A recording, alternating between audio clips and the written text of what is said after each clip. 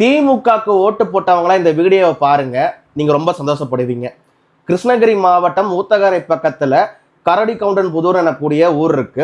அதுக்கு பக்கத்துல ஒரு காலனி இருக்கு. அந்த காலனியில 30க்கும் மேற்பட்ட குடும்பம் வசிச்சுட்டு வந்துட்டு இருக்காங்க. அந்த காலனியில் இருக்கக்கூடிய மக்கள் பட்டியல் சமுதாயத்தை சார்ந்தவங்க. அவங்க திமுகவுக்கு ஓட்டு போடலன்னு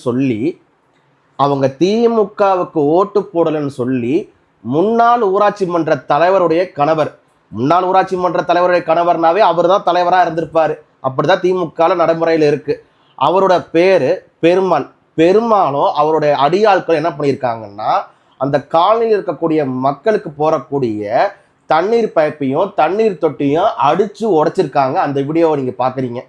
அடுத்து இன்னொரு வீடியோ பாக்குறீங்கல்ல, அது திமுக கூட்டணி கட்சியுடைய DYFI என்ற ஒரு அமைப்பு இருக்கு. அது வந்து கம்யூனிஸ்ட் கட்சியோட இளைஞர் அமைப்பு. அந்த அமைப்புடைய மாவட்ட செயலாளருடைய பெயர் இளவரசன். அவர் வழக்கறிஞராக இருக்காரு. இந்த திமுக காரங்க அடிச்சு உடைச்சாங்கல்ல இந்த பைப் லைனு தண்ணி தொட்டி எல்லாம், அதுக்கு எதிராக போய் கம்ப்ளைண்ட் கொடுத்துருக்கிறாரு. கம்ப்ளைண்ட் கொடுத்தா அடிச்சு உடைச்சவங்க மேலதான போலீஸ் வந்துட்டு நடவடிக்கை எடுத்து கைது பண்ணணும். ஆனா இது திமுக ஆட்சி இல்ல.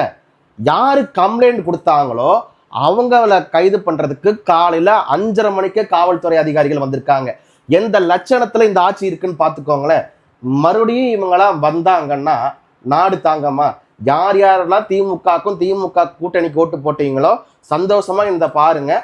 மறுபடியும் திமுக வந்தாங்கன்னு வச்சுக்கோங்களேன், தமிழ்நாட்டை யாராலையுமே காப்பாற்ற முடியாது. இப்போ நான் கேட்குறேன், திருமாவளவன் எங்க போயிட்டாரு?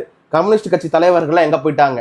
உங்க கூட்டணி கட்சி நிர்வாகிய கைது பண்ணியிருக்கு காவல்துறை, புகார் கொடுத்தது காரணத்துக்கு மட்டுமே. இத்தனைக்கும் அவர் ஒரு வழக்கறிஞரை முறையான காரணம் இல்லாம கைதும் பண்ணக்கூடாது.